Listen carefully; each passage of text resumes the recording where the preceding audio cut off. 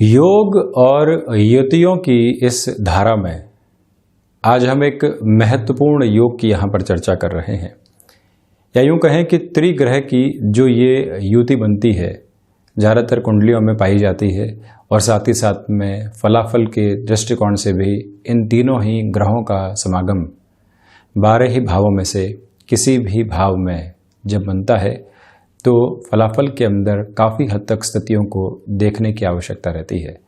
सूर्य, बुध और शुक्र की ये युति संगत स्थिति, जिसमें से सूर्यदेव स्वयं ग्रहों के राजा हैं। व्यक्ति किसी मार्ग पर चलने का प्रयास करे, वहाँ नैतिकता कितनी रहेगी, लेस डिस्ट्रैक्शन की अप्रोच क्या सामने रह सकती है, जो विचार कर लिया उसमें कितना अड़िग वो व्यक्ति रहेगा, भले ही कितने ही संघर्ष आए, विचारधारा में प्रखरता बनी हुई है और हम कहीं पर भी विचलित नहीं हो रहे हैं, तो ये समझ लेना चाहिए कि सूर्य देव का प्रभाव वहाँ बहुत गहराई से उस व्यक्तित्व पर है, क्योंकि सूर्यदेव आत्मा के कारकाधिपति हैं। तो वहीं बुध ग्रहों में युवराज की श्रेणी के ग्रह हैं, साथ में ही पारे की प्रकृति के ग्रह हैं, नपुंसक ग्रह की श्रेणी में भी आते हैं। तो वहीं महत्वपूर्ण बात ये भी निकल कर आती है कि वाणिज्य, मानसिक चेतना, कम्युनिकेशन में हाजिर जवाबी का जो आधार रहता है, शेयर मार्केट संबंधी कामकाज में व्यक्ति स्पेकुलेशन के साथ में कैलकुलेशन को किस तरह से जोड़ रहा है, वो भी सारा ही प्रभाव बुध की स्थितियों के अंतर्गत आता है। ये आपने सुना भी होगा कि बुध जिस भी ग्रह के साथ में होते हैं उस ग्रह की प्रकृति को अपने साथ में जोड़ने का कार्य कर देते हैं। इसी वजह से ज़्यादातर कुंडलियों में सूर्य और बुध का युति संगत आधार भी देखा जाता है। आप ये देखेंगे कि सूर्य, बुध और शुक्र ये तीनों ही ऐसे ग्रह हैं जिनकी चाल आसपास के स्तर आधार के ऊपर रहती है, बहुत ज़्यादा दूरी के साथ में नहीं रहती।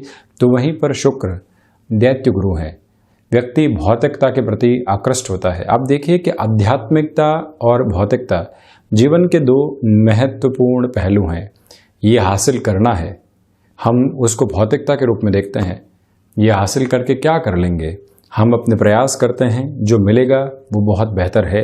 वहाँ आध्यात्मिकता की झलक साथ में निकल कर आती है और जीवन इन दोनों ही प्रतिबिंब के साथ पूरे ही आधार रचाता चला जाता है और जीवन को क्रमबद्ध गति से अपने आधार देता चला जाता है। वहीं जब इन तीनों ही ग्रहों के साथ में हम त्रिग्रही युति संगत स्थिति की बात करते हैं, तो दो विलक्षण जो योग हैं, या यूं कह लीजिए कि जो लक्ष्मी नारायण योग और बुधादिति योग हैं, वो भी साथ में बन जाते हैं। सूर्य और बुध जैसे ही साथ में हुए, बुधादिति योग बन गया, बुध और अदिति, यानी बुध धन अदिति। तो वहीं पर बुध और शुक्र का लक्ष्मी नारायण योग भी वहाँ पर प्रभावी हो जाता है। तो ऐसी स्थिति में व्यक्ति अपने व्यक्तित्व की चमक, कामकाज और अपनी बुद्धिमत्ता के आधार पर बहुत अच्छे से रखने वाला होता है।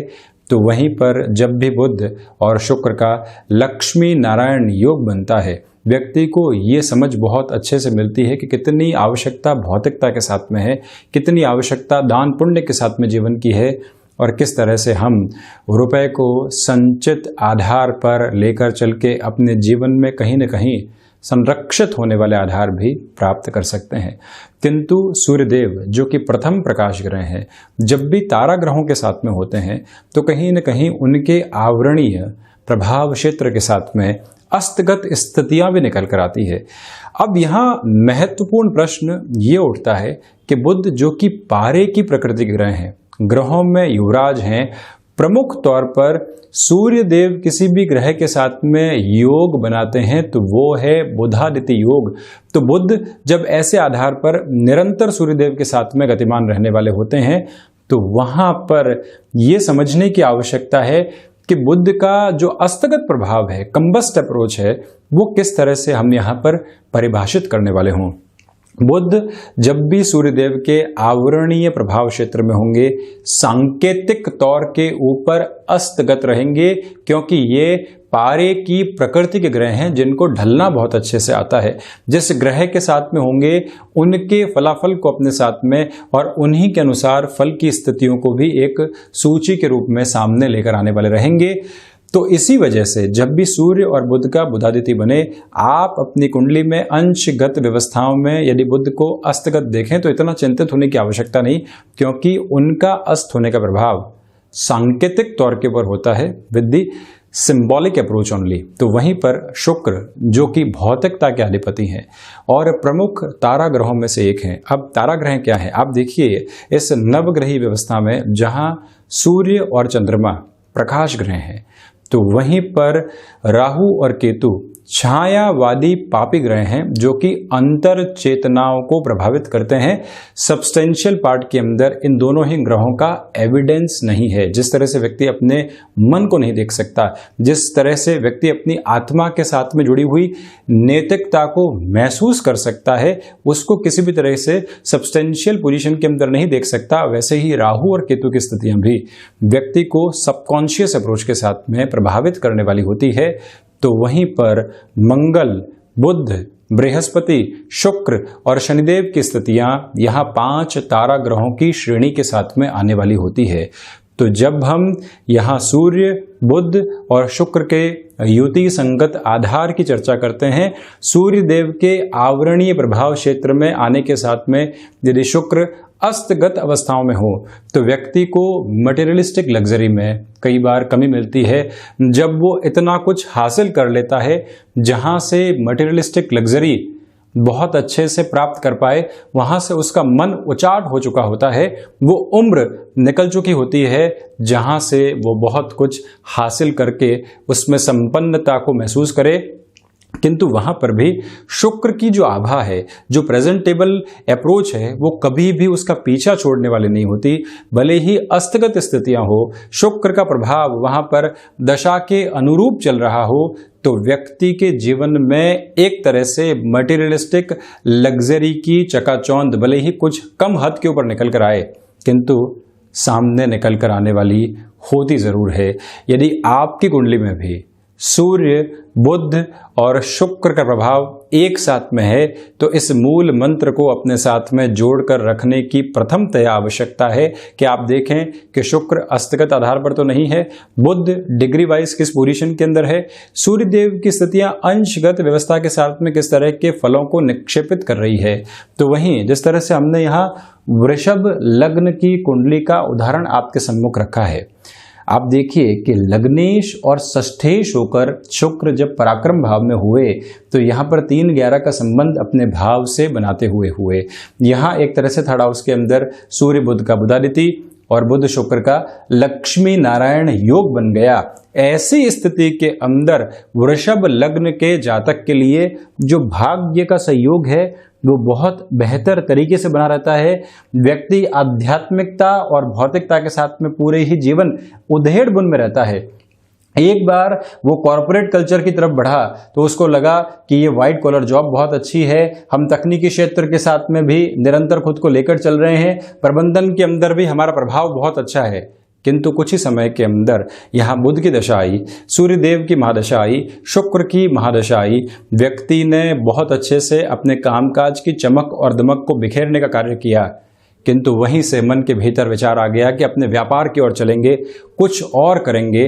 तो जो कंसिस्टेंसी की अप्रोच होती है, उससे कुछ अलग करने की ताकत, क्षमता और उस जोखिम को लेने का जो एक अदम्य साहस होता है, वो इस त्रिग्रहीय व्यवस्था के माध्यम से निकल कर आता है।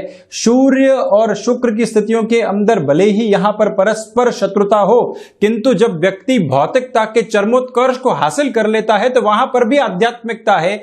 आपने अपने जीवन के अंदर जिस लग्जरी की चाहत को सामने रखा था उसको हासिल कर लिया, उसके बाद में एक प्रश्न चिन्ह सामने होता है कि अब आगे क्या। वहां से व्यक्ति अपने भीतर के आनंद को खोजने का प्रयास करता है। सूर्य देव व्यक्ति को पूरे जीवन प्रकाशमान करते हैं, तपाते हैं, निरंतर उसको एक तरह से कामकाज के अंदर संलग्न रखने वाले होते हैं।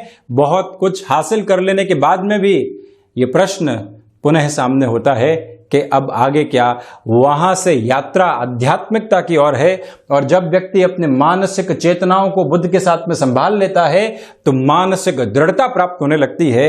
बुध जब भी शुक्र के साथ में होंगे, बुध जब भी सूर्य देव के साथ में होंगे, तो प्रभाव सर्वप्रथम यह निकल कर आता है कि व्यक्ति फैसिनेशन के साथ में डिसीजन नहीं लेता, फैसिनेट हो सकता है किंतु एक जगह आकर रुक जाएगा और स्वयं को ये कहेगा क्या इस वस्तु की हमको आवश्यकता है।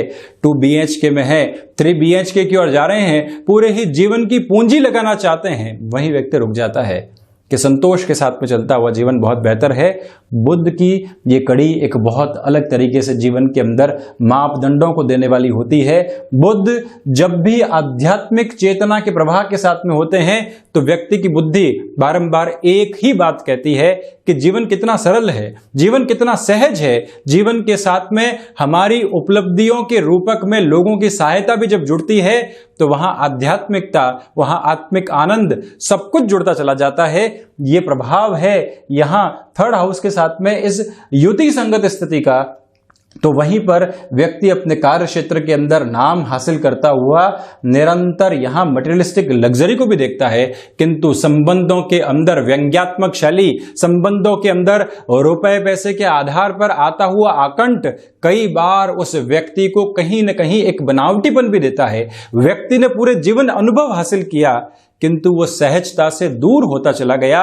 व्यक्ति ने इंटेलेक्चुअल लेवल के ऊपर बहुत कुछ हासिल किया किंतु लोगों से मिलने के अंदर वो सरलता का व्यवहार नहीं रख पाया।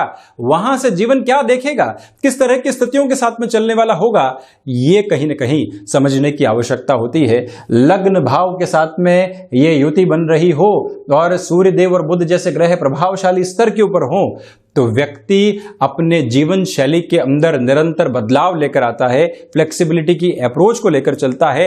आत्मविश्वास है किंतु किसी और को नीचा झुकाने के लिए नहीं, आत्मविश्वास अपनी दृढ़ता के प्रतीक के रूप में रहता है। मटेरियलिस्टिक लग्जरी अचीव करता है किंतु कई बार गृहस्थ के साथ में छोटी छोटी बाधाएं निकल कर आती है। जैसे ही द्वितीय भाव में ये युति बनती है, लक्षाधिपति योग बनता है, व्यक्ति की वाणी प्रभावशाली स्तर के ऊपर सिद्ध आधार को देने वाली होती है।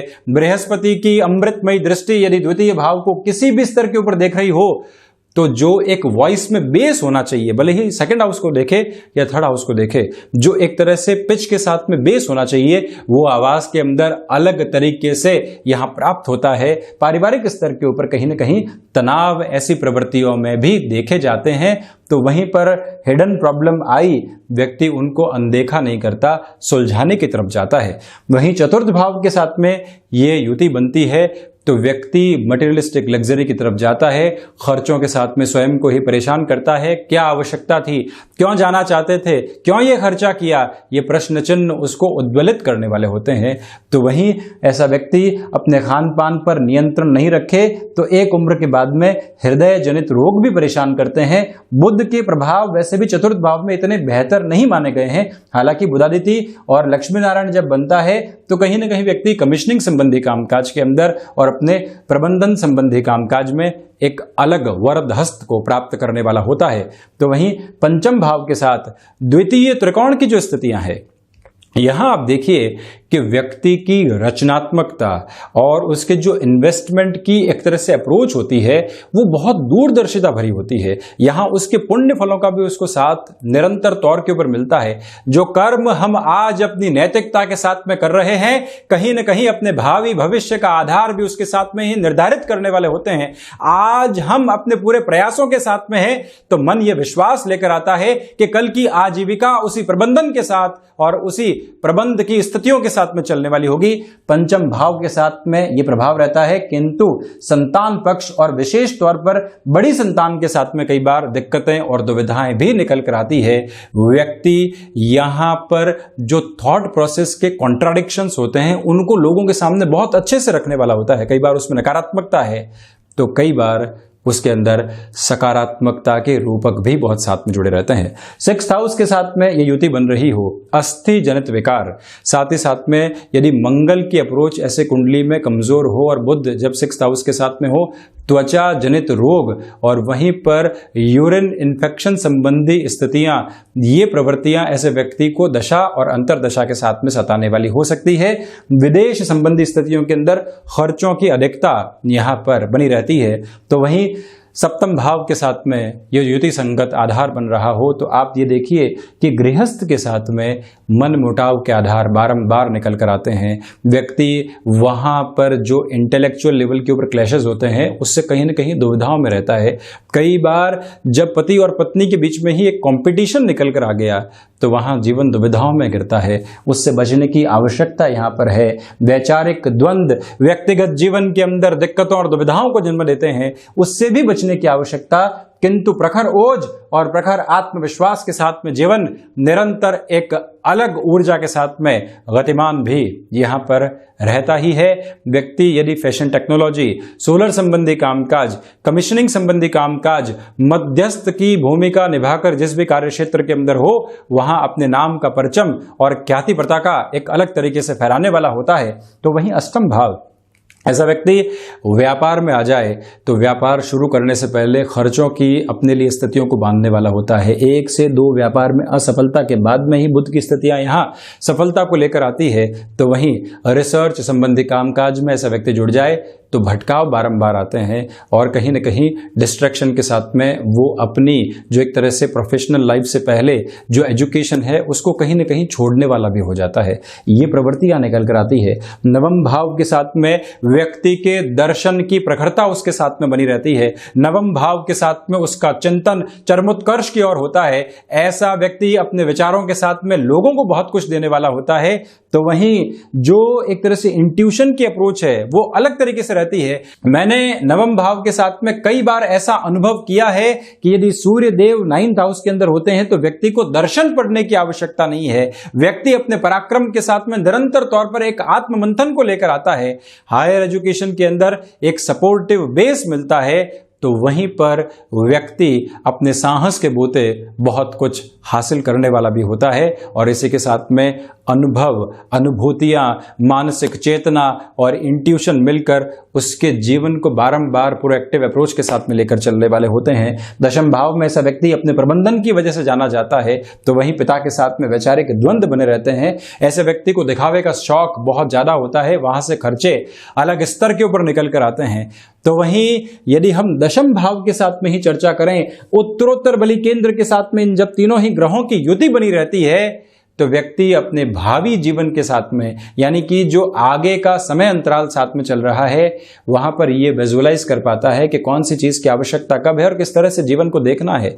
ये भी प्रभाव एकादश के साथ में यहाँ सूर्य पुण्य फलों का उदय करते हैं, व्यक्ति को सर्वांगीण लाभ की तरफ लेकर जाते हैं। शुक्र का प्रभाव इतना गहराई से नहीं आता। तो वहीं पर बुध और वाक पटुता, जिसको आधुनिक भाषा के अंदर विट कहा जाता है, वो बहुत अच्छे से मिलने वाली होती है। तो वहीं जो एक मेलोनेस रहनी चाहिए, यानी मधुरता रहनी चाहिए, वो भी अपने आधार के साथ में होती है।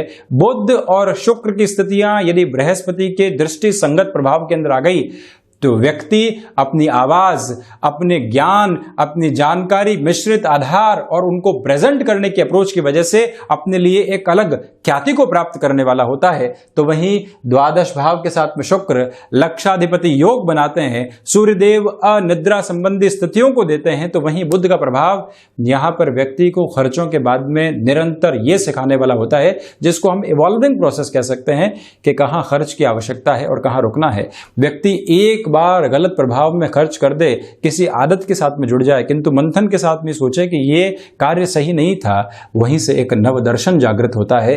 ये द्वादश के साथ में प्रभाव। तो वहीं शुक्र यदि स्वराशि स्थान, उच्च राशि स्थान के साथ में हो, बृहस्पति का प्रभाव हो, तो आप देखिए कि ऐसे व्यक्ति विशेष के साथ में विदेश संबंधी ख्यातियां भी बहुत अच्छे से जुड़ी रहने वाली होती है। तो ये था सूर्य, बुध और शुक्र का प्रभाव, जो कि त्रियुति संगत स्थितियों में चलायमान रहता है। हम बारंबार आपके सम्मुख दैनिक राशिफल, मासिक राशिफल, वार्षिक राशिफल, ग्रहीय व्यवस्थाओं के परिवर्तन के साथ में आते हैं, किंतु जब भी इन युति संगत स्थितियों की चर्चा करते हैं तो कहीं न कहीं अपने परम तत्व को पूरे तरीके से संतुष्ट करने वाले होते हैं।